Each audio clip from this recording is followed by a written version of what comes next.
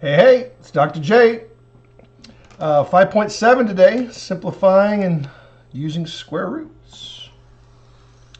This should be the end of chapter 5, so hopefully y'all been keeping up on the videos, and hopefully I can get all this done in one take, and we'll get this posted as soon as possible. So let me just start with an important definition of what a square root is. So you might recall when we were doing some geometry, we were talking about area. In particular, area of a square with side length. We'll say S for S. Yeah. So we have a square like this. That's not a very good square. Let me try a little bit better. My camera is at a slight angle, so it's a little bit distorted by the angle of my camera. But just for the sake of argument, assume that that's a perfect square. So remember, a square, all of the sides are the same length. So I don't have to illustrate all four sides by doing something like this. We put a little arrow with the letter S. All right, that indicates that one of the sides has length S, and so therefore all of the sides have length S. I'm not going to write S, S, S 4 times. I might do that if we were talking about perimeter. Right, if we wanted to measure all 4 outside edges, we might do that. But we're talking about area, okay? And the area is the inside, and we'll call the area A, okay? So we have S squared, yeah, the side squared is equal to the area, A. So S squared is equal to A. So if I knew A, if we know A, so suppose we have a value for A, and I'll do an actual example in a minute, then we can find S, the length of the side, by using what's called the square root. And these words are sometimes mistaken for each other. You might say square when you actually mean square root, and you might say square root when you actually mean square. So in this section, I will be very emphatic about which one I'm talking about. So if I wanted to find the length of the side S, I would take the square root of A. Okay, so this exponent is called a square,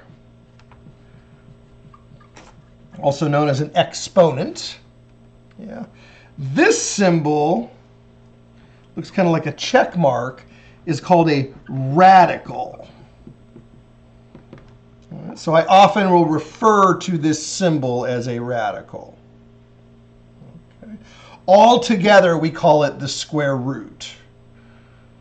All right, so this is what we call the radical symbol.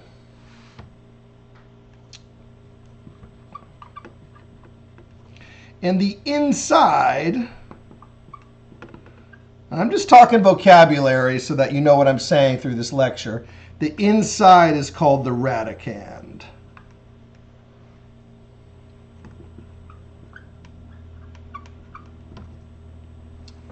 Radicand.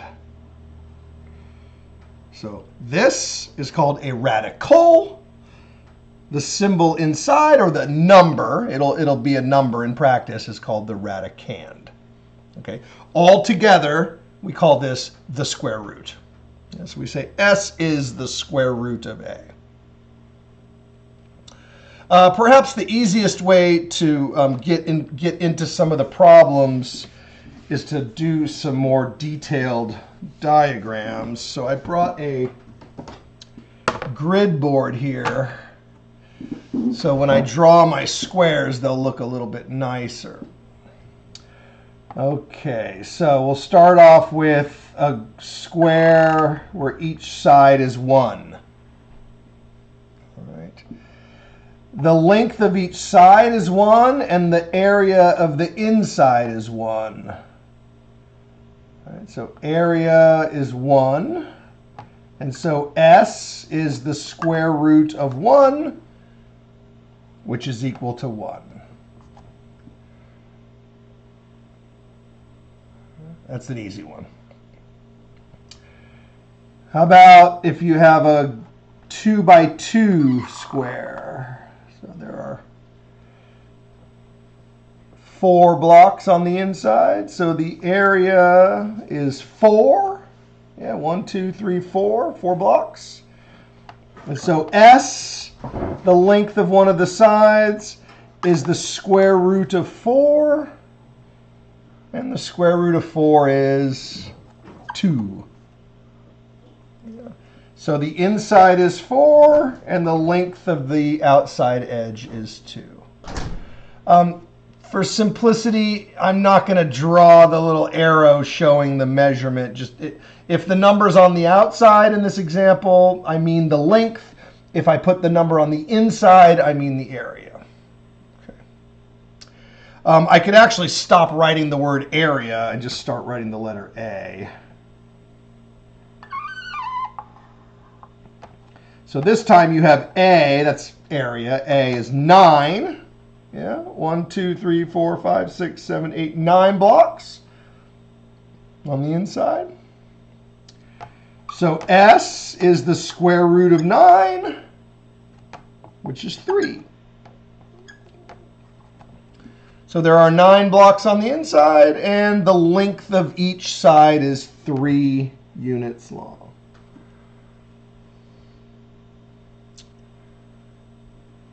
Okay. Be careful. I'm going to do more examples. Of course, this is just the introduction, but it's very common to accidentally do this. The square root of 9 is 3, but then writing it like this. Yeah, you don't want to do that. That would be bad. You also don't want to write it like this. All right, that would also be bad. You want to write the square root of 9 is just the number 3. It's the length of this side here. Let's see if I could fit a couple more on here. How about 4 by 4? So there are 16 blocks, if you have to count them. 1, 2, 3, 4, 5, 6, 7, 8, 9, 10, 11, 12, 13, 14, 15, 16 blocks. So your area is 16. And so your S is the square root of 16, which is equal to 4. And again, 16 represents the number of blocks inside, and 4 represents the length of one edge. All right. Or the length of all 4 edges. Now you might notice why I'm not writing it 4 times, because sometimes people will go 4, 4, 4, 4. Maybe add them up or something like that. You don't want to do that. It's, the square root of 16 is 4.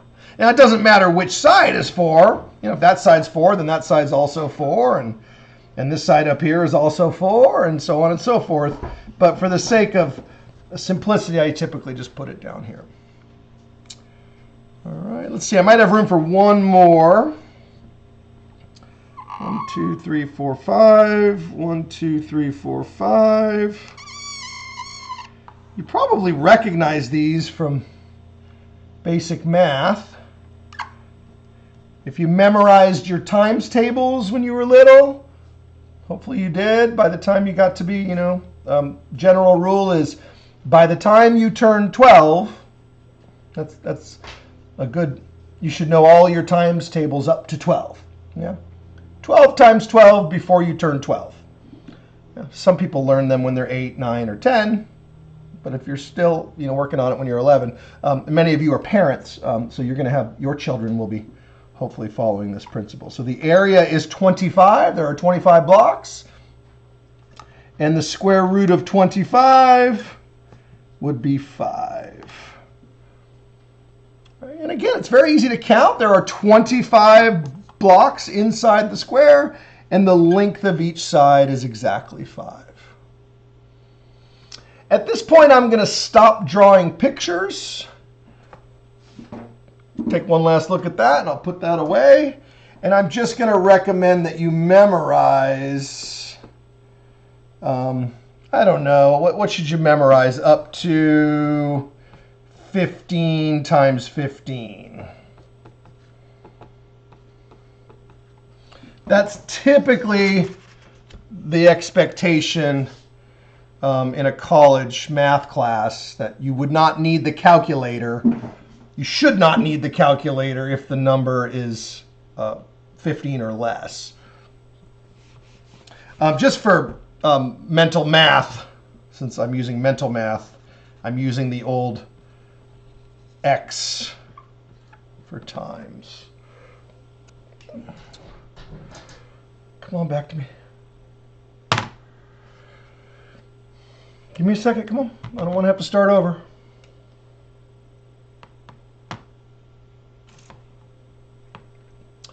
All right, we'll just give it a second. Hopefully it'll come back to me.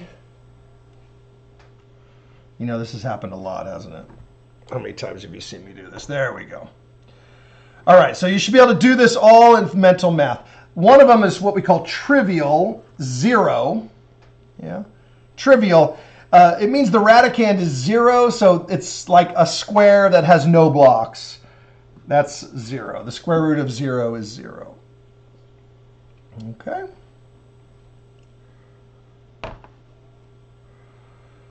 It's a little blurry, but that could just be my glasses. All right, let's run through these. Square root of 1 is 1. Square root of 4 is 2. These are all the ones I just did. Square root of 9 is 3. Square root of 16 is 4. Notice it's just your times tables backwards. 4 times 4 is 16. Square root of 25 is 5. Square root of 36 is 6. Square root of 49 is 7. Square root of 64 is 8. Square root of 81 is 9. Square root of 100 is 10. Square root of 121 is 11. Square root of 144 is 12. All right. And now for college math, you want to learn a few more. Square root of 169 is 13. Square root of 196 is 14. Notice, if you memorize 169, then 196 is pretty easy to remember, right? 169, 196, 13, 14. And then finally, 225, that's the largest radicand that I would think that you should know by heart. Okay.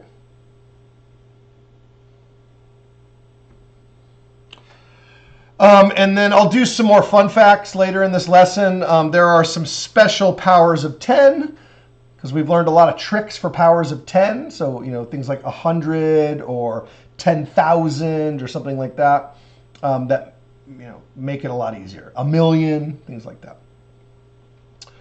Okay, so that is your introduction to square roots. All right, so consider yourself properly introduced. The rest of this lesson will be how to simplify various types of square roots. Now that, and this is sort of your building blocks for all of these. And then we'll just move forward with some application problems and whatever else is on the menu today. So again, I would memorize all of these. And you always have the calculator if you need it. I'll keep it over here just in case, but I won't use it unless I absolutely have to. Okay. You might notice that there are lots of numbers that you cannot find the square root exactly. When we get to that, I will show you some techniques for simplifying them. But until then, let's only work on the perfect ones. So simplify the following. I use the word simplify and the word evaluate interchangeably. It really just depends how I'm feeling. Tomato, tomato. Sometimes I say simplify, sometimes I say evaluate. You've probably gotten used to that by now. All right, let's do a couple of these. Let's do the square root of 1.21. And let's do the square root of 0.49.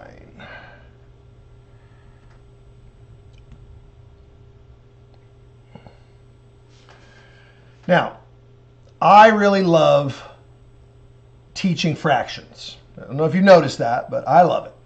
And so whenever I get problems with decimals, although you might love decimals and you might just reach for your calculator, you know, I kind of see the end of the road. You know, I know where we're going with this. And so where we are going with this is that someday you're not going to have the calculator easily accessible, especially in algebra. A lot of times in, you know, arithmetic, you can use calculators, and I know many of you have. You know, and I have too, and there's some times where I've avoided it and then I've regretted it. But you need to know the relationship between decimals and fractions so that you're not constantly reaching for the calculator in problems where it's unnecessary. So having said that, I know that I could just type this into my calculator, but I'm not going to. I'm going to write it as what it actually means. There are 2 decimal places. So that is 100th. Yeah. 100th. And I'm getting rid of the decimal now. I'm writing that as 100th. All right. And then I'm going to take the square root of the numerator and the square root of the denominator independently. You have these memorized. The square root of 121 is 11. The square root of 100 is 10. And now I'm going to put it back as a decimal. 11 tenths is 1.1.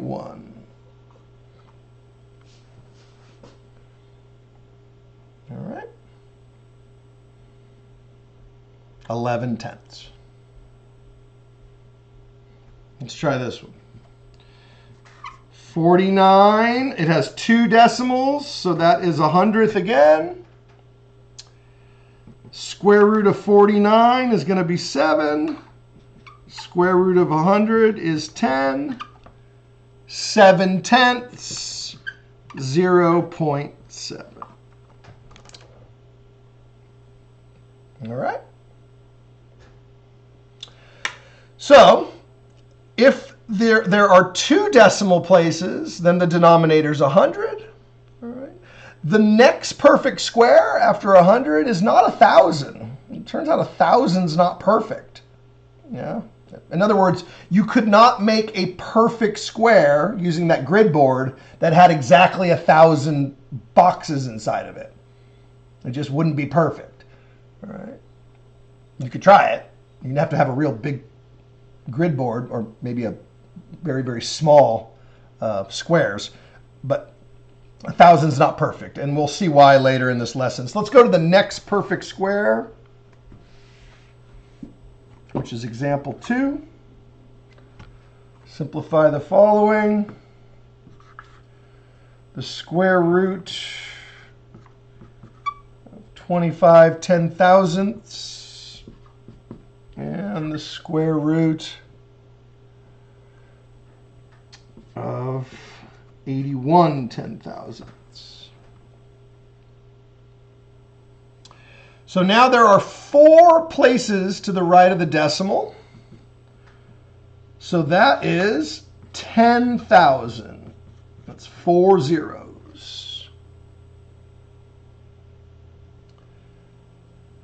A real quick way of memorizing this: perfect squares, if it's a multiple of 10, always have an even number of zeros. So if you accidentally put an odd number of zeros, then you know you did something wrong. It's not perfect. Not a perfect square. You have to have an even number of zeros. So the square root of 25 becomes 5. So the numerator is 5. The square root of 10,000 is 100.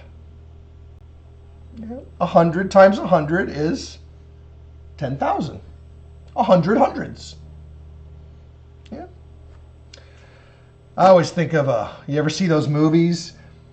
You ever see those movies where they have, somebody robs a bank or they're doing some kind of big deal and they've got the briefcase full of money, right?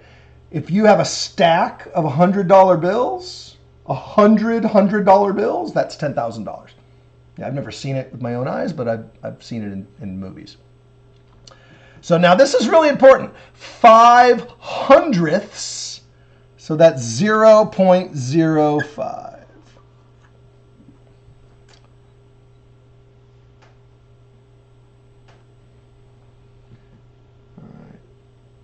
Notice what happens, it shrinks, right? The number of zeros shrinks. So we have the square root of 81 10,000ths. I'm going to go ahead and skip a step here. Well, no, I'm not. I changed my mind. Square root of 81, square root of 10,000. I shouldn't be setting that bad habit this early on. Maybe at some point we'll skip steps. Square root of 81 is 9. Square root of 10,000 is again 100, right? 100 times 100 is 10,000. And that would be 0.09. And if necessary, check with a calculator if necessary. All right. It shouldn't be necessary every time. All right. That's easy for me to say on this side of the screen, right? But you, from where you're sitting, you might be like, well, I'm just going to have my calculator handy often. Okay.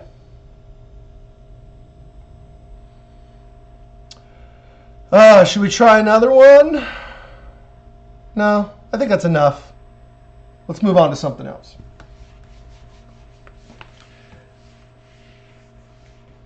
I mean, if you want me to try another one, I will, but I can't hear whether or not you want that or not. Okay, so there are 3 types of square roots. 3 types of square roots. The first type is what's called the principal square root.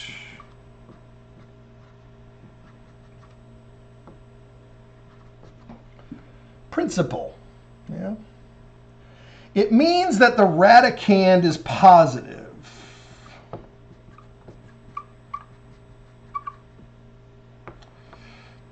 Yeah, radicand is positive.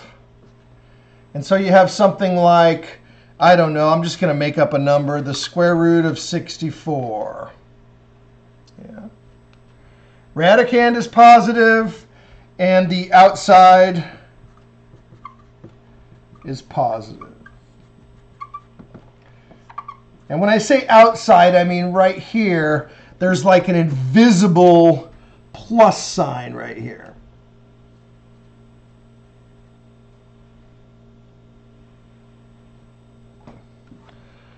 So we call that the principal square root because there's an invisible plus sign on the outside. Then we have the other one that's called the other root. If I were the boss, if I were the supreme leader and I just got to make rules and everybody had to follow, Dr. Jordan, supreme fascist, I would actually call this the vice principal. So if you want to remember, that's my little pet name for it. The vice principal.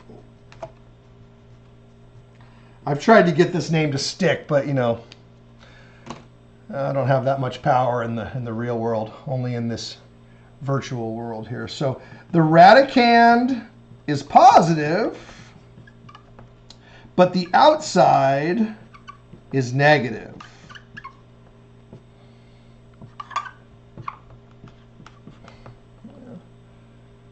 So we got the outside is negative, and negative signs are not invisible. All right, I have to actually put the negative sign there, or you won't know that it's negative. All right, this is what's called the other root, or the vice principal. All right, let's go ahead and do them. So the principal square root of 64 is 8. Or you could say plus 8, but again, the plus sign is invisible. The other square root of 64 is negative 8. All right. And when somebody just says find the square root, that's the first type. Right. Nobody really ever says find the square root and they mean the other root. Right. Typically when we say find the square root, we mean the principal. Yeah? Bring me the principal, the one that's the most important. There is the other one, which is often used in algebra. We sometimes use it when we're graphing and we're solving equations. We sometimes refer to the other root. But 99% of the time, when I say find the square root, I mean the principal. And then there's the third type called the unreal root. The unreal root, or the not real, or not a real number. That's any time the radicand is negative.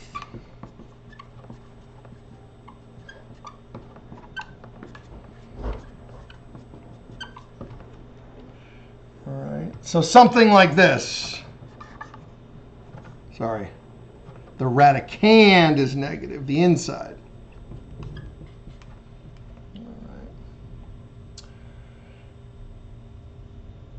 That will automatically be what's called DNE. DNE is an acronym for does not exist.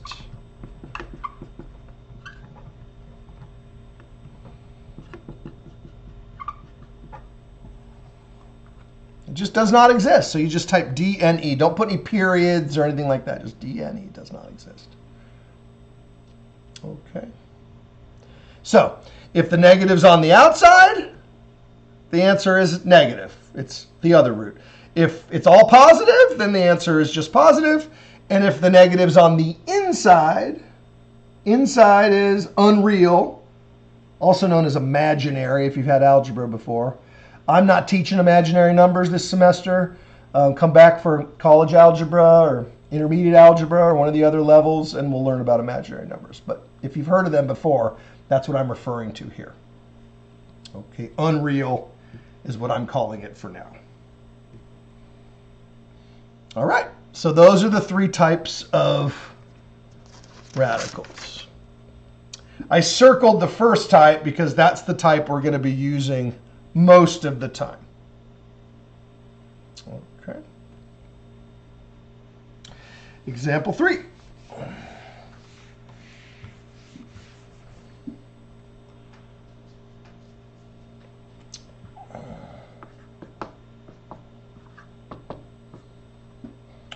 Simplify the following.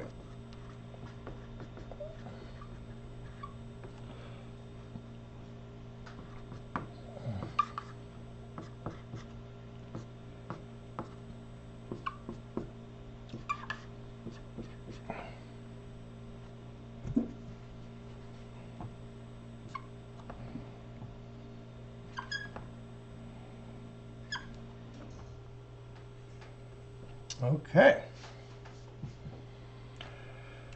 All right. So notice in this example, we have the exponent and the radical. Yeah, this is sometimes called a power, and this is sometimes called a root. Okay. If the power is 2, then it cancels the square root. So this is what's called the second power and the square root. And so these are opposites of each other. And so if you have the second power of the square root, these will cancel each other out. And you just get the radicand. This is sometimes referred to as an extracted radicand, also known as liberated. You've set it free. It used to be inside the radical, and now it's no longer inside the radical. It used to have an exponent, and now it no longer has an exponent. It has been completely set free of all of its trappings. Okay? Now, this one actually works out the same way. Yeah. But I'm going to show you there are two ways to do it. One way to do it is to, again, you have the root and you have the power. Right? And you can just cancel them out, and you can say that the answer is 13. Or you can do it this way. You can say the square root of 13 squared is equal to the square root of 169, which is equal to 13.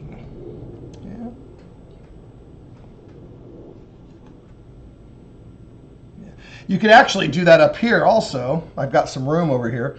I could have done square root of 14 squared is equal to the square root of 14 times the square root of 14, which is equal to the square root of 14 times 14, which is equal to the square root of 196, which is back to equaling 14. So again, tomato, tomato.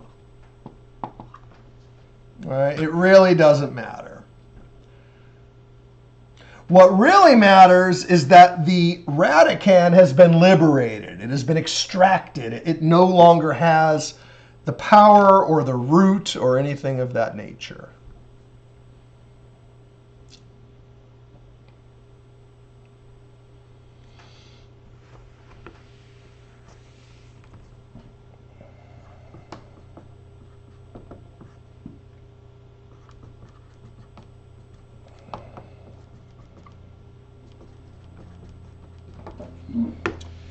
All right, let's do some more of these.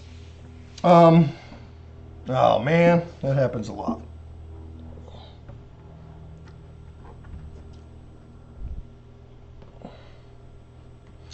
Well, let's give it a second. Hopefully it'll come back to us.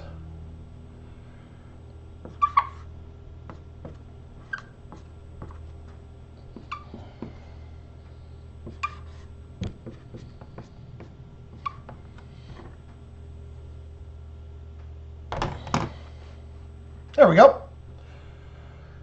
My autofocus has been giving me trouble for over a year now, and I've tried multiple times to fix it, and the best way to do it is just to be patient. And so I've gotten frustrated a few times. But all right, now we need to be careful here. -9, all right? Well, there's a couple problems here. One is that you might think this is actually negative, and you might just simply remember what I said a few minutes ago, right? If the radicand is negative, then you think, oh, it's just going to be dne. But be careful.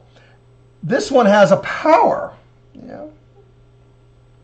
So you're squaring a negative. So what I said earlier was true, and still is true. If the inside is really negative, then it's going to be dne. But because you're squaring it, it's not really negative. This actually means the square root of -9 times -9. And so it turns to a positive, which is 81. And so now when you extract it, it comes out as +9, not as -9. All right, so we really need to be careful here. Here's the idea, all right? The idea is this. The square root of x squared is equal to the absolute value of x. And then if x is negative, change the sign to positive. All right, if x is positive, just keep it the same.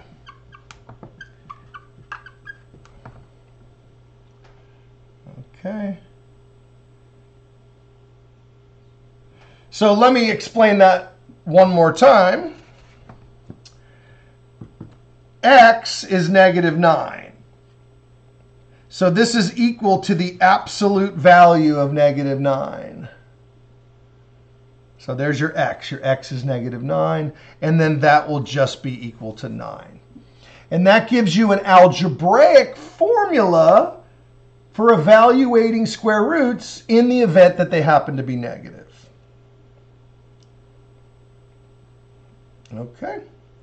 So how about this one? So this would be the square root of negative 4 cubed squared. All right. So the power must be rewritten with a power of 2 in order to use this rule here.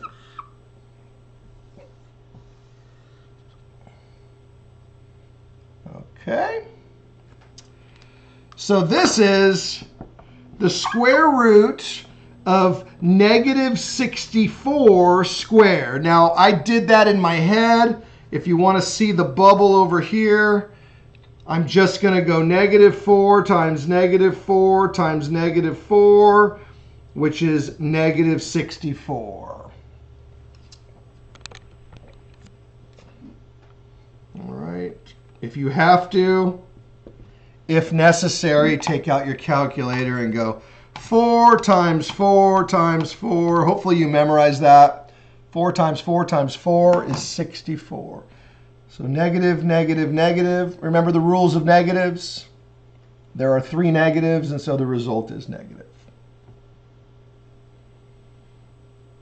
Okay, so now we can use the rule. It has to be rewritten as a power of 2.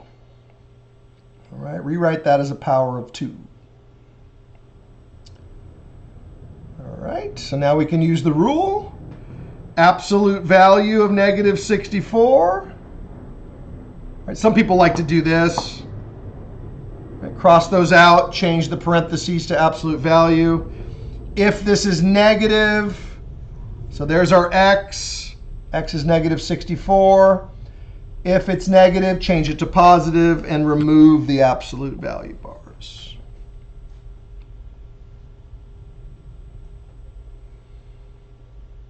Okie dokie. Okay, I'm going to put this rule on ice, and we'll come back to it later. We'll keep it fresh for a little while. We're going to do some more variable problems towards the end. Variables, and then we'll have to ultimately do some word problems too. Before I spend any more time on variables, let's move on to example 5.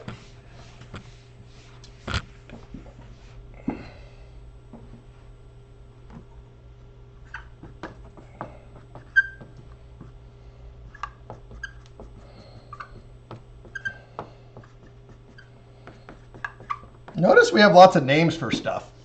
I'm real big on that. I think, you know, in mathematics, many people just think, oh, as long as I know the formulas and as long as I know how to get the right answer, it doesn't matter what I call it. But I spend so much time in this course, especially this course. You guys almost get it worse than many of my other classes, because this is the language learning class where we're really learning how to speak mathematics properly. So you wonder why I'm constantly, you know, beating up the problem with all these different terminologies, because I want you to know what I'm talking about. You know, roots, radicals, square roots, extracting, you know, things like that. I want you to understand the different types of tomatoes. Yeah, tomato, tomate, tomato. All right, so you might notice that there are some numbers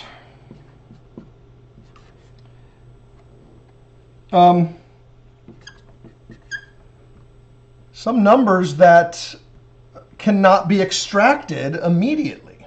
Yeah, they cannot be extracted. So 8 is not a perfect square. Right? 75 is also not. My grid board is not big enough to do 75, but I can do 8 on the grid. All right? You could try it. Why is 8 not perfect? Well, if you tried to make a square with 8 boxes, yeah, 1, 2, 3, 4, 5, 6, 7, 8, Yeah, so the area is 8. Yeah, it's not a perfect square. Not perfect. I meant to say not perfect square. Not perfect square. All right. No matter what you do, you can try lots of different ways using whole boxes. Now, again, using whole boxes. Obviously, if you're allowed to cut up the boxes, well, then you could probably get it to work. But when you cut up a box, if you cut one of these in pieces, you are essentially using your calculator, and you're going to get decimals. All right. Just out of curiosity, if you just want to see what would happen, since I have it here, you could hit square root of 8. So I've got 8 on there, and I'm going to hit the square root, and you get 2.8 approximately. It's 2.83. Yeah. 2.83. So in order to make a perfect square, I would have to do 1 whole box, 2 whole boxes, and then I'd have to go to 0.8.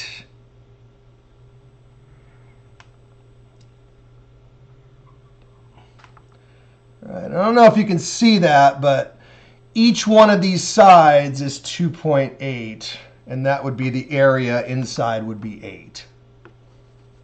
Okay. So I would have to use decimal sides. Each side is 2.83 units long. Yeah, that would be the length of each side of this square. So it would not be using whole boxes. All right, enough of that. So anytime you get a number that is not perfect, this is my argument for why it's not perfect. I'm not going to do it for every single number. My suggestion is to memorize the perfect ones, as I said earlier. 1 times 1, 2 times 2, 3 times 3, all the way up to 15 times 15. And then anything that's not one of those, then it's just not going to be perfect. All right, so 8. All right, 8 is 2 times 2 times 2, which is 2 squared times 2.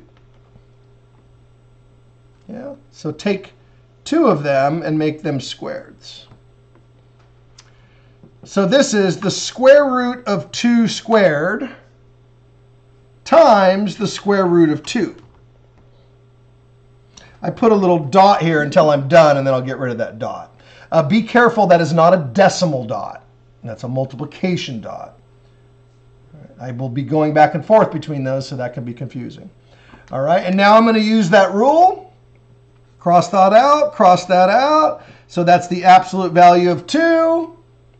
I can remove the dot now. I don't really need it anymore. Now remember, if this number is already positive, you don't need the absolute values. So you can just jump right to here. Jump here, since the inside is already positive. All right. If this inside number were negative, all right, then I would actually need that absolute value sign. But I don't. So that's why I wrote it in red, because you can skip that step. All right, that's your answer. This is typically read as 2 root 2. Yeah. 2 root 2. Or you could say it the long way, 2 times the square root of 2. It means the same thing. Yeah, I don't know if I left enough room for this one. How about let's put it up here. Square root 75. That's going to be 5 times 5 times 3. 5 times 5 is 25. 25 times 3 is 75. It really doesn't matter what order these numbers are in. It shouldn't affect the answer. But I always like to have my twins or my pairs, if they're the same value, I like to put them together. So I put the 5s together. And that's because I'm doing this extracting process. 5 squared times 3. Square root of 5 squared times the square root of 3.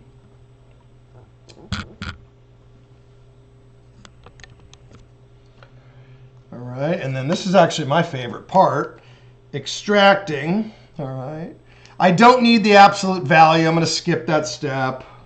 5 is already positive, so I can just take it out and make it a 5. The only time you really need the bars, the absolute value bars, is if the inside is negative, and then that'll be important. Times, I don't need to put the times symbol. That's implied. Just put the square root of 3. All right, so there's your answer. 5 root 3. 5 root 3.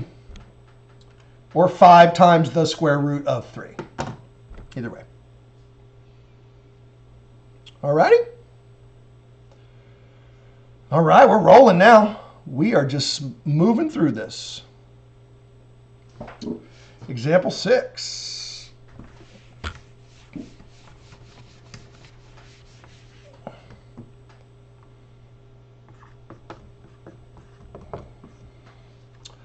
Let's see, I'm just going to say simplify. Yeah, it's just a one-word catch-all phrase. Just do whatever it says. I'm going to go ahead and just do one part here. So square root 72 over the square root of 32.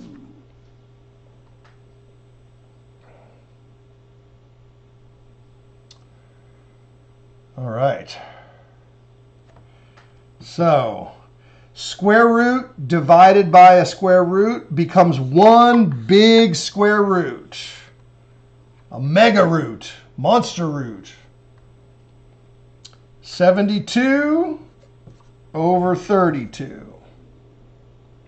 Now, if these were divisible, I wish they were, I'd be done. All right, I would just divide them and that would be it. I'd be done. The problem is they probably won't be divisible. They won't be divisible.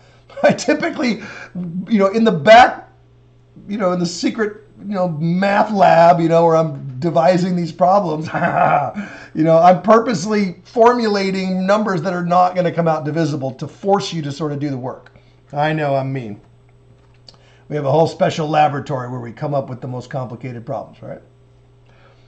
No, we don't really do that. The whole idea of this is I know if you try to do this on a calculator, right, it'll give you a decimal. You'll type in the decimal and you'll get it wrong. You'll be going, why do I keep getting this one wrong? Right? Be careful. Don't use a calculator unless the problem specifically tells you to use a calculator. So there's a few problems that specifically will say, approximate with your calculator. Well, that's fine. But if it just says simplify, I always want exact values. No calculators.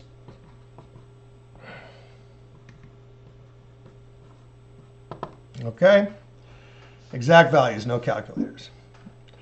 I got an email, I think it was last semester. It was last semester, where a student was so confused because they were doing it on their calculator, and they emailed me and said, Professor Jordan, I keep using my calculator and I'm getting the exact value, but the computer keeps marking it wrong. And that's because we're often taught from a young age that calculators give you exact answers.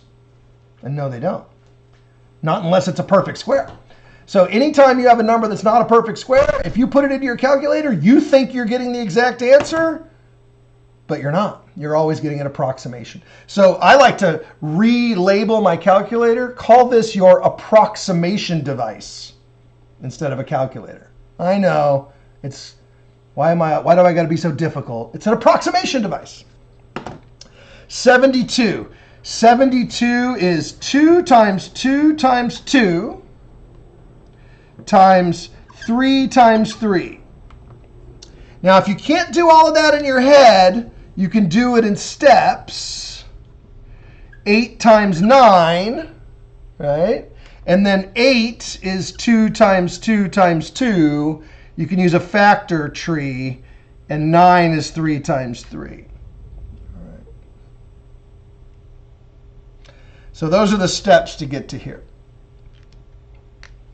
All right, 32. 32 is 2 times 2 times 2 times, let's see, times 2 times 2. 5 2s, yeah. And again, if you can't get all of those in one thing, you know, I've been doing this for a long time, so it might seem like, you know, how did he get that? 32 is 2 times 16. 16 is 2 times 8. 8 is 2 times 4. And 4 is 2 times 2. So I've got 2 times 2 times 2 times 2 times 2.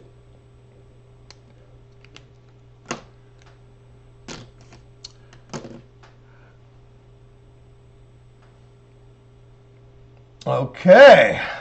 I know, I'm really beating this one up, aren't I? Oh, time to cancel. Time to cancel. 2 divided by 2, that's 1. You don't actually have to write 1. I just want you to know that that's what's happening. 2 divided by 2, that's another 1. So technically, these are both 1s. And I know we talked about this a long time ago. We did prime factorization. Heck, it must have been February or something. Whenever you do a prime factorization, you always omit the 1s, because otherwise you're just going to have a whole bunch of 1s. 2 divided by 2 is again 1. So now you've got the square root of 9, 3 times 3, and the square root of 4.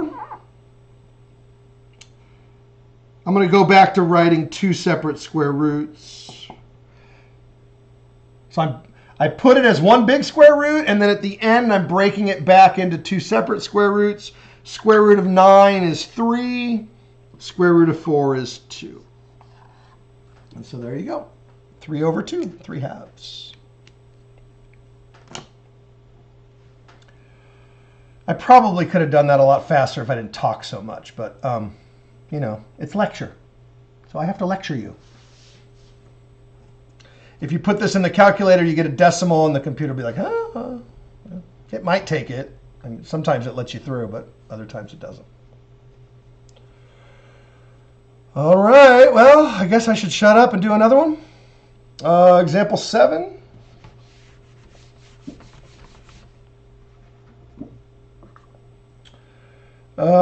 This one starts off as a big square root. Maybe I'll talk a little bit less this time. So 36. 36 is 6 times 6. It's already perfect. If it's already perfect, you don't have to go to the prime numbers. All right. So I'm not going to break up the 6.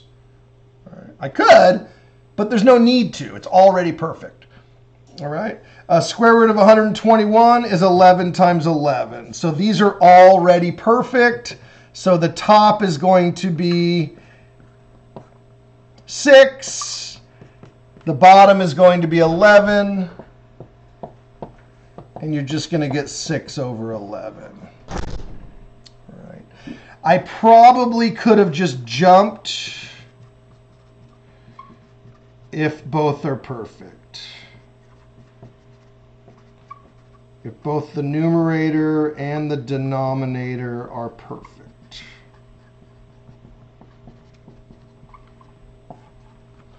So 36 was already perfect, boom, 6. 121 was already perfect, boom, I jumped to 11. But just in case, I show it the process, because the process is a general process. It works in case you don't get perfect squares.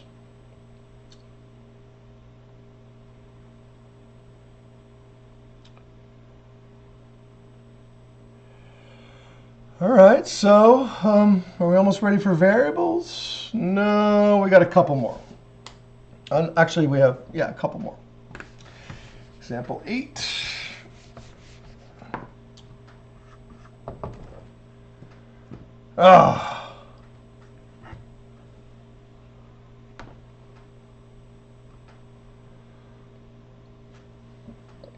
Let's just be patient. One more.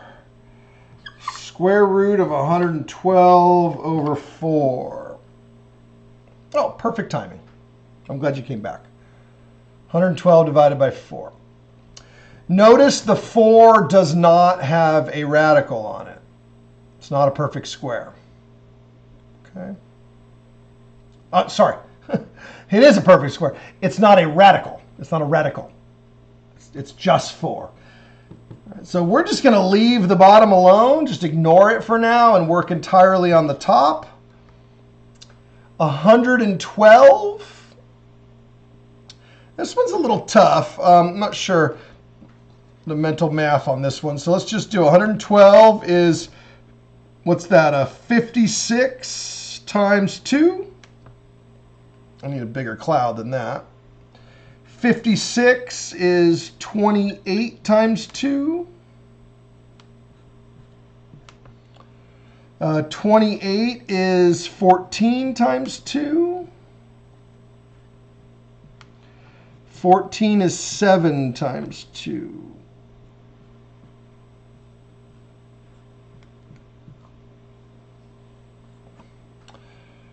Right, so I've got 7 times 2 to the 4th power.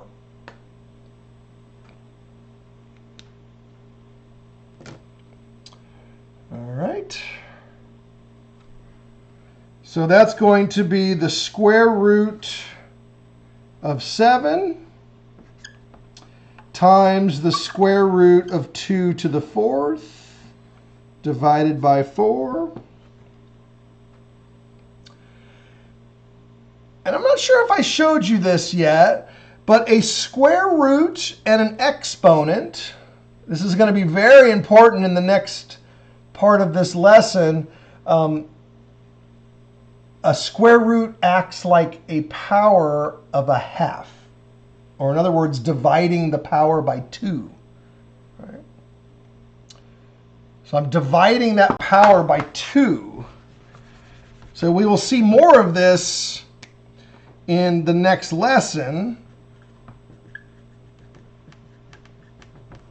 In the next part, we'll see more of this, but I'll show you now a little preview. A square root of anything to any power, you simply divide, if the power is even,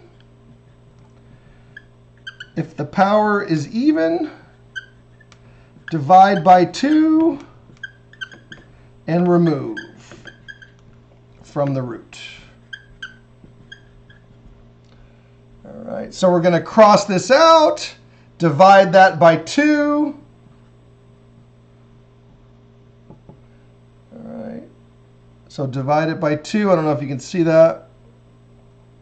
So that's going to be 2 to the 2nd power, which is 4. So that's this piece right there.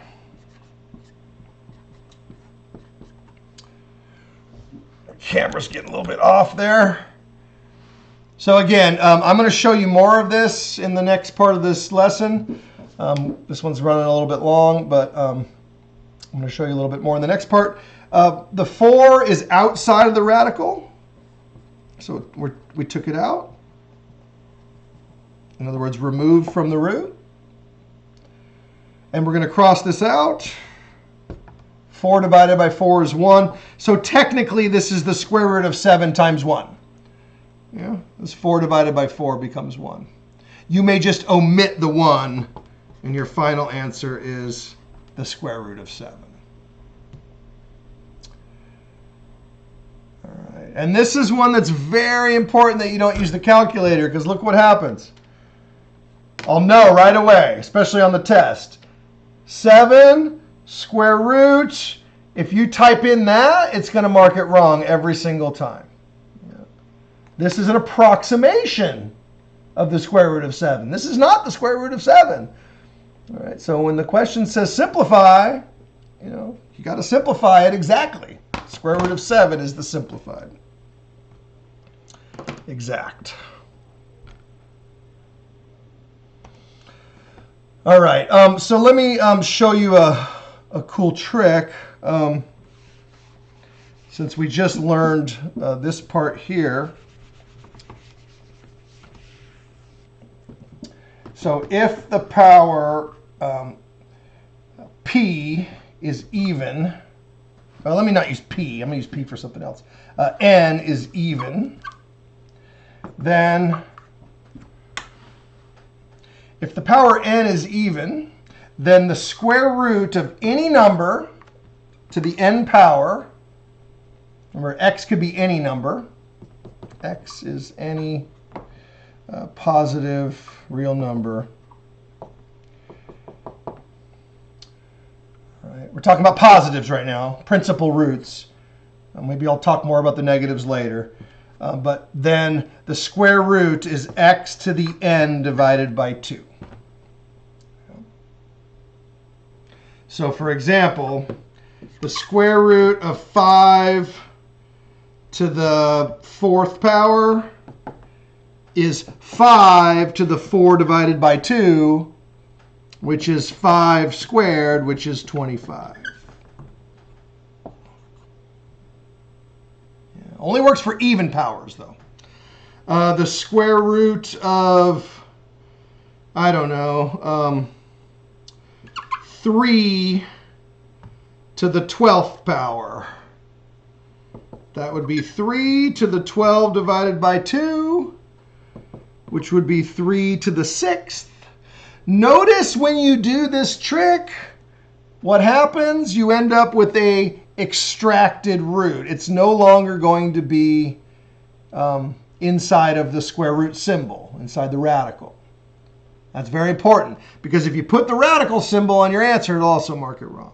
So you divide the power by 2, you get 6. Let's see, what's 3 to the 6th? 3 times 3 times 3 times 3 times 3 times 3 times 3. That's a lot of 3s. 3 times 3 is 9. I'm trying not to use my calculator. 9 times 3 is 27. 27 times 3 is 81. 81 times 3 is 243. I have to use my pencil. 243 times 3 is 927. 729. I could check that. Yep. Checked it with my calculator, 729. Now, this is exact because it's a whole number, right? So if you do a problem on your calculator using whole numbers, then yeah, it's exact because whole numbers are exact, just like the grid board that I drew. But once you start using decimals, you get expanded decimals written out on the screen. Those are typically not exact. Rarely ever exact.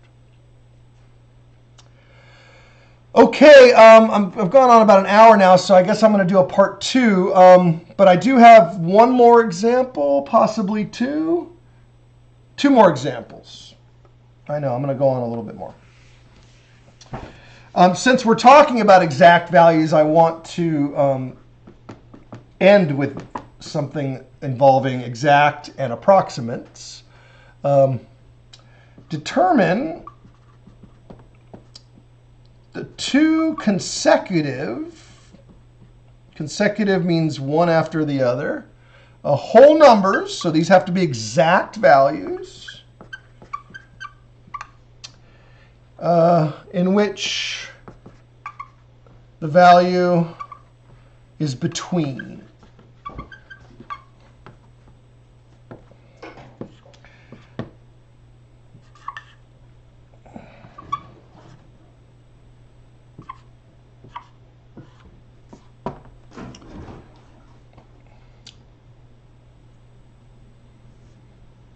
In other words, if you were to find 2 exact values, whole numbers, in which the square root of 30 lies between, what would you say? Is it between 1 and 2? Is it between 3 and 4? Consecutive. Is it between 5 and 6? Right? Is it between 6 and 7? Between 7 and 8? So that's what I mean. All right. So this is done with mental math. Okay. So remember, the square root of 1 is 1. The square root of 2 is, square root of 4 is 2. You got to do these backwards. Square root of 9 is 3. Square root of 16 is 4. Square root of 25 is 5. Square root of 36 is 6. Square root of 49 is 7. And stop when the inside, called the radicand, is larger than the given problem. So the given problem was the square root of 30. So we're going to stop when the radicand is larger than 30. Immediately stop when it gets larger than 30. All right. So where should I have stopped? I should have stopped at 36. All right. Don't go stop immediately. So don't go too far. I almost went too far. 49 is bigger, but you want to stop as soon as it becomes bigger. Yeah? And so that will be your left-hand number. Sorry, that will be your right-hand number. I got it backwards. I'm looking at the screen instead of my board. So this becomes the right-hand number. Yeah. And then back up 1, and you get the left-hand number.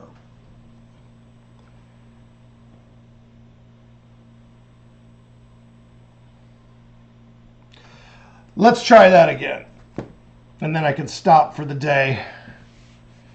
And in the next part, part 2, you'll see some variables and some applications. So let's try another one a little bit less confusing.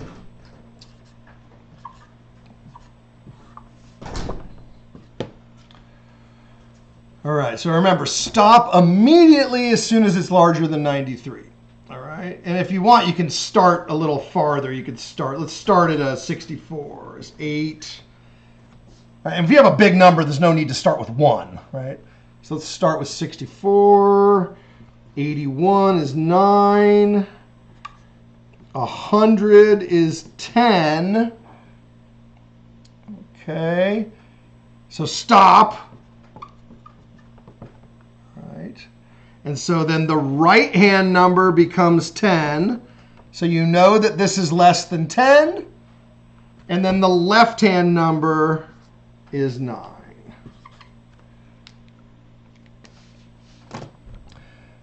Now, this problem is in the homework. It very well might be on the test. So I want you to know how to do it for the sake of getting the right answer and getting the points.